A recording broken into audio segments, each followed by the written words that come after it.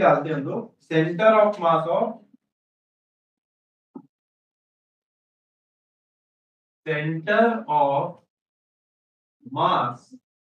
Of two body. इधर ध्यान दो, इधर centre of mass of two body, ध्यान देना इधर।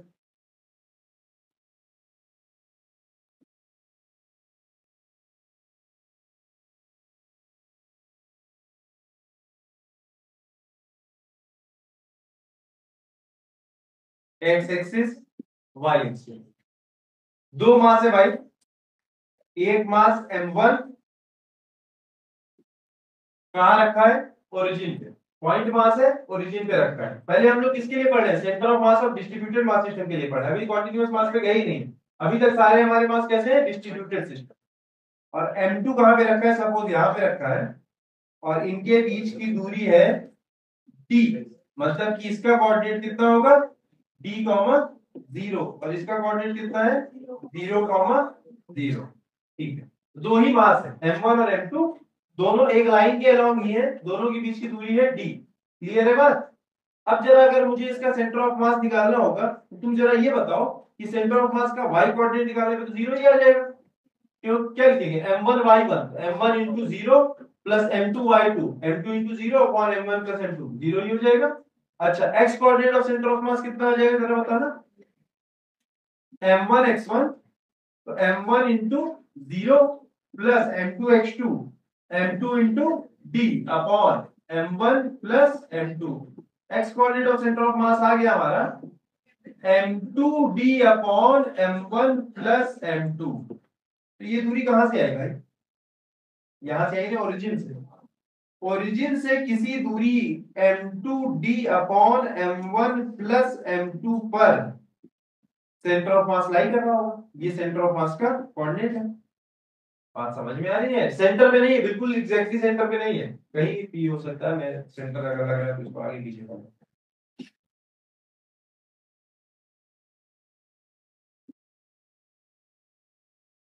ये हो गया सब, यहाँ पे सेंटर ऑफ मास तय कर रहा है और इसका कोऑर्डिनेट यहाँ से है दूरी m2d upon m1 plus m2।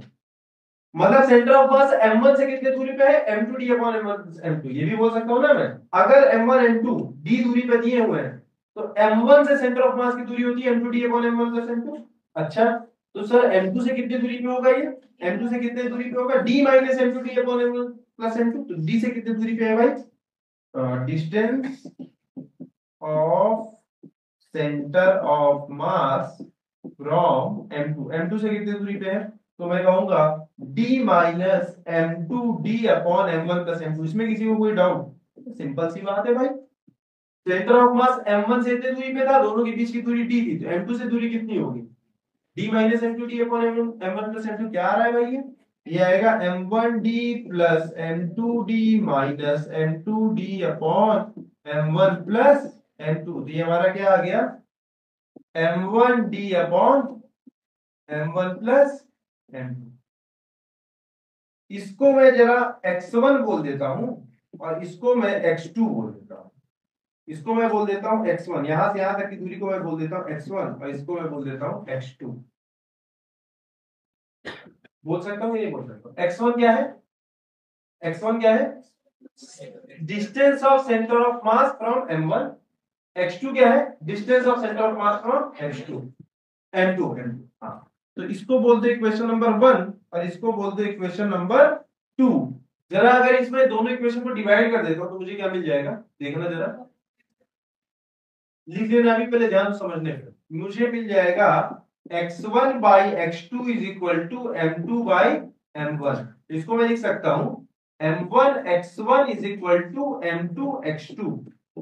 ये क्या हो गया? m1 x1 is equal to m2 x2। इसका मतलब m into x equal to constant. इसका क्या मतलब हुआ? x1 भूलना नहीं, x1 क्या है? x1 है m1 से सेंटर ऑफ मास की दूरी, x2 है m2 से सेंटर ऑफ मास की दूरी। m1 x1 equal to m2 x2 हमको पता है भाई कि, चलो अच्छा उस पे भी जाएंगे। इसको तो मैं ऐसा लिख सकता हूं m into x is equal to constant. समझ में आई बात? मतलब x is inversely proportional to m। इसका क्या मतलब? बिल्कुल सही बात है, 100% सही बात। और हमको पता है अगर दो क्वांटिटीज इस तरीके से मल्टीप्लाई होती है, दो क्वांटिटीज का मल्टीप्लिकेशन कांस्टेंट होता है, मतलब वो दोनों इनवर्सली प्रोपोर्शनल। ये बातें हमको सबको पता है, पक्का पता है ना। अगर मैं बोलूं, इधर ध्यान से सुनना, x इंटू वाई कॉन्स्टेंट है, सपोज 10, तो अगर y की वैल्यू बढ़ेगी तो x की वैल्यू घटनी पड़ेगी। समझ में आई बात, मतलब ये कैसे प्रोपोर्शनल है, इनवर्सली प्रोपोर्शनल है। तो यहाँ पे m इंटू एक्स कॉन्स्टेंट है, मतलब मास और x इनवर्सली प्रोपोर्शनल। इसका मतलब बिल्कुल सही बताया कि भाई जो, अब ये दो मास है, इसमें से जो भारी होगा सेंटर ऑफ मास उसकी तरफ शिफ्ट हो जाएगा। जैसे ये, जैसे मान लो गधा है तुम्हारा, तो गधा क्या सिमेट्रिक मास है क्या? हालांकि हम यहाँ पॉइंट मास की बात कर रहे हैं, एक डिस्ट्रीब्यूटेड मास की बात कर लेता हूँ मैं, कॉन्टिन्यूअस मास में। तो गधा जो है उसमें, उसमें जो एक पार्ट ऐसे सर्कुलर रहेगा ना, स्फीयर, वो ज्यादा भारी पार्ट होगा, और एक पार्ट होगा जो उसका हैंडल होगा वो हल्का होगा। तो जो मास है, सेंटर ऑफ मास उसका कहाँ लाई करना चाहिए, जो भारी वाला पार्ट है उसकी तरफ शिफ्ट हो जाएगा। ठीक है, तो आज के बाद हमको याद ये करना है, याद ये रहेगा कि जो जिस तरफ ज्यादा भारी मास है सिस्टम में, सेंटर ऑफ मास उसकी तरफ ही शिफ्ट हो जाता है। ठीक है। अच्छा, अगर मैं कह दूं m1 इक्वल टू m2, अगर मैं कह दूं स्पेशल केस, अगर एक बोल दूं स्पेशल केस, m1 m2 के बराबर है, दोनों मास बराबर है। जैसे अब कैसा हो गया, अब जिम में जाकर के डंबल उठाओगे, दोनों मास बराबर होगा, क्या अलग अलग रहेगा? अरे भाई बराबर ही रहेगा ना, और सही ठीक है, जिम में जा रहे हो, ठीक है, तो बराबर रहेगा। तो यहाँ पे क्या हो जाएगा, m1 बाई m दोनों को, अगर m1 इक्वल टू m2 को बोल दूं मैं m के बराबर है, तो ये क्या हो जाएगा, 1 हो जाएगा, x1 इक्वल टू x2। इसका क्या मतलब, मतलब सेंटर ऑफ मास जो पॉइंट है दोनों के सेंटर पे लाई करेगा। कल वाला क्वेश्चन है आपको, 1 kg और 1 kg था, 4 4 मीटर की दोनों के बीच में दूरी थी, तो उसका सेंटर ऑफ मास कहाँ लाई करता था, उसके सेंटर में 2 मीटर पे लाई किया था। ऊपर 2 kg और 2 kg रखे थे, तो उनका सेंटर ऑफ मास सेंटर पे लाई किया था। यही केस तो था, समझ में आई बात। उसके बाद अभी उस क्वेश्चन को और आगे बढ़ाता हूँ, पहले एक साथ ज्यादा बातें नहीं बताऊंगा, पहले इतना बात, पहले इतनी बात।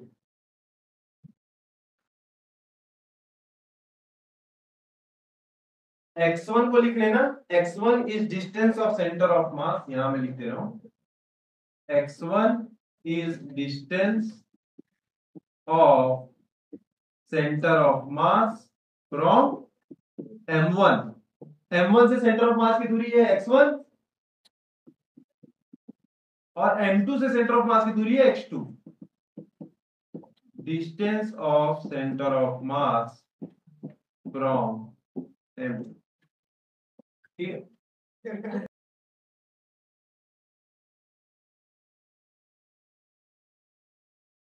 जो कंक्लूजन लिख सकता हूं मैं,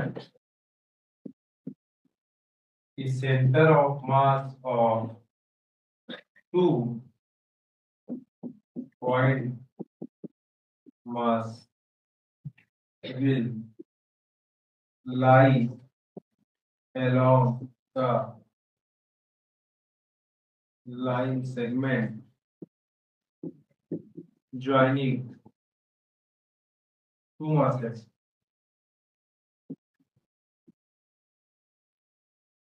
जो चीज समझाया मैंने उसी को लिख दिया, कि सेंटर ऑफ मास दो पॉइंट मास के लिए कहां लाई करेगा, उनको ज्वाइन करने वाली लाइन के अराउंड भी नहीं लिखा मैंने, क्या लिख दिया, लाइन सेगमेंट। लाइन सेगमेंट क्या हो गया, लाइन तो इनफाइनाइट तक जाती ना, सेगमेंट मतलब दोनों को ज्वाइन करने वाली लाइन के बीच में ही कहीं लाई करेगा, इधर उधर कहीं लाई करने की भी पॉसिबिलिटी नहीं। समझ में आ रही बात, ऐसा थोड़ी होगा कि इधर कहीं, इन दोनों का सेंटर ऑफ मास इधर कहीं लाई कर जाए, या इधर कहीं लाई कर जाए, दोनों के बीच में ही कहीं लाई कर। दूसरा पॉइंट, दूसरा पॉइंट, बेटा आप बात करते मत, कितना तुम लोग पीछे, centre of mass will be nearer to heavy mass and far from lighter mass।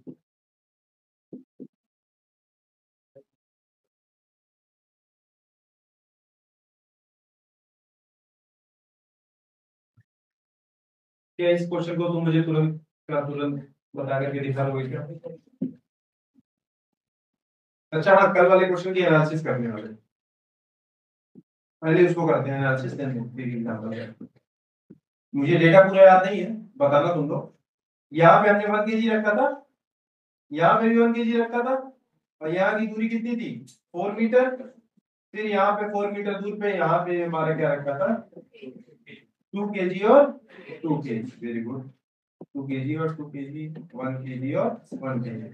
देखो अब मैं इस क्वेश्चन को बहुत जल्दी कैसे सॉल्व कर लेता, कैसे सॉल्व करता कि यार 1 kg 1 kg तो बराबर है, तो इनका सेंटर ऑफ मास, इन दो को देख रहा हूं अभी मैं कि इनका सेंटर ऑफ मास तो इनके मिड पॉइंट पे लाई कर जाएगा। मिड पॉइंट मतलब यहाँ पे 2 मीटर पे लाई करेगा, फटाक से काम करता।